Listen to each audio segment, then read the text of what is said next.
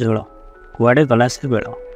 ବୋଉର କାଠଫଳିଆ ପାହାର, ଲୁହ ବୋହି ଯାଉଥିଲା ଧାରକୁ ଧାର, ବୁଲା ହେଉଥିଲା ଖରାଦିନର ଖରାବେଳ, କୁଆଡ଼େ ଗଲା ସେ ବେଳ। ଗାମୁଛାରେ ମାଛ ଧରା ହଉ କି ହଉ ସେ ବଲ୍ ଫୋପଡ଼ା ଖେଳ, ନଦୀରେ ବୁଡ଼ି ବୁଡ଼ି ହେଉଥିଲା ଅବେଳ, କୁଆଡ଼େ ଗଲା ସେ ବେଳ। ନମସ୍କାର ବନ୍ଧୁଗଣ, ଜୟ ଜଗନ୍ନାଥ। ମୁଁ ଡୁଇ ଭାଇ ଆପଣଙ୍କୁ ସ୍ୱାଗତ କରୁଛି ଆମ ଚ୍ୟାନେଲ୍ ଡୁଇକୁ। ଆଜି ପିଲାଦିନର ସ୍ମୃତିକୁ ମନେ ପକାଇ ଆମର ଏଇ ଛୋଟିଆ ଗୋଟେ ରଚନାତ୍ମକ ଭିଡ଼ିଓ, ଯାହାର ନାଁ ହେଉଛି କୁଆଡ଼େ ଗଲା ସେ ବେଳ। ଜେଜେଙ୍କ ପାହାନ୍ତି ପୁରର ଶ୍ଲୋକ ଆଉ ଲେବନଚୁସ୍ର ଉପହାର, ସାଙ୍ଗକୁ ନାତି ଟୋକାର ଖେଳ, କୁଆଡ଼େ ଗଲା ସେ ବେଳ।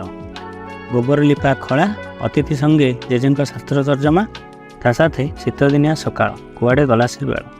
ଜେଜେମାର ବାରି ମାଟିଆଳୁ ସଜନା ଛୁଇଁ ଭଜା, ସେ ପୁଣି ଲୁହା କଡ଼େଇକୁ ଲୁହା ପିଠା ଖରିକା, ତା ସାଥେ ଗାଡ଼ିଆ ଶେଉଳର ଝୋଳ, କୁଆଡ଼େ ଗଲା ସେ ବେଳ।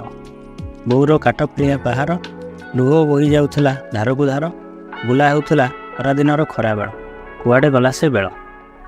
ଗାମୁଛାରେ ମାଛ ଧରା ହଉ କି ହଉ ସେ ବଲ୍ ଫୋପଡ଼ା ଖେଳ, ନଦୀରେ ବୁଡ଼ି ବୁଡ଼ି ହେଉଥିଲା ଅବେଳ, କୁଆଡ଼େ ଗଲା ସେ ବେଳ।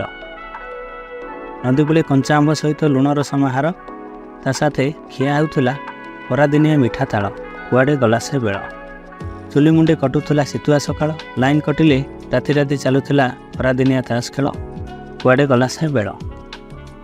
ରନ୍ଧା ନଡ଼ିଆ ତେଲର କୋରୁଅ, ବାସ୍ନାରେ ମହକୁଥିଲା ସେ ଦାଣ୍ଡ ଦୁଆର, ମିଛ ଭୂତ ଦେଖା ଗପ ବଡ଼ ଭାଇର, ତା ସାଥେ ସଞ୍ଜବେଳର ଲୁଚକାଳି ଖେଳ, କୁଆଡ଼େ ଗଲା ସେ ବେଳ।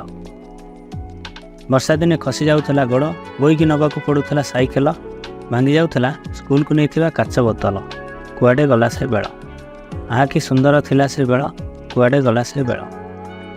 ଏବେ କିନ୍ତୁ ବଦଳି ଗଲାଣି ବେଳ, କମ୍ପ୍ୟୁଟର ଯୁଗକୁ ମୋବାଇଲ କଲାଣି କାଳ, ଛୁଆଠୁ ବୁଢ଼ା ସଭିଏଁ ପଛେ ହେଲେଣି ପାଗଳ, ମନ୍ଦିରଠୁ ମଶାଣି ସେଲ୍ଫି ନେଇ ନେଇ ଚାଲି ଯାଉଛି ବେଳ। ଲୋଡ଼ା ନାହିଁ ଆଉ ଜ୍ୱାଇଁ ନିମନ୍ତ୍ରଣ, କୁନେଇଖିଆ ଆଉ ଭାର ବ୍ୟବହାର, ଫୋନ୍ପେ ଆଉ ଗୁଗୁଲ୍ ପେ ଦେଖାଉଛି ତା'ର କମାଲ।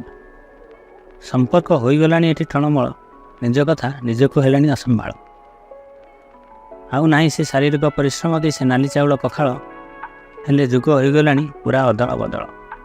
ଖାଲି ଦେଖିବାକୁ ବାକି ରହିଲା କେବେ ଆସିବ ସେ ରୋବଟ, ଆଉ କରିବ ସବୁ ଖେଳ, କୁଆଡ଼େ ଗଲା ସେ ବେଳ।